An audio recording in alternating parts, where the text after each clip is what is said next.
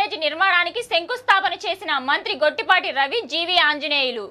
వినుకొండ నియోజకవర్గం ఈపూరు గ్రామంలో 10 కోట్లతో నిర్మించనున్న కోల్డ్ స్టోరేజీకి రాష్ట్ర విద్యుత్ శాఖ మంత్రి గొట్టిపాటి రవికుమార్, ప్రభుత్వ చీఫ్ విప్ జీవి ఆంజనేయులు బుధవారం శంకుస్థాపన చేశారు. రైతులు పండించిన పంట ఉత్పత్తులను నిల్వ చేసేందుకు ఉపయోగపడే కోల్డ్ స్టోరేజీని రైతులు సద్వినియోగం చేసుకోవాలని వారు కోరారు. అనంతరం సొసైటీ చైర్మన్ వెడుములపాటి హనుమయ్య ప్రమాణ స్వీకార కార్యక్రమంలో పాల్గొన్నారు. కార్యక్రమంలో జీడీసీసీబీ చైర్మన్ మక్కిన మల్లికార్జునరావు, నాయకులు, రైతులు, గ్రామ పెద్దలు పాల్గొన్నారు.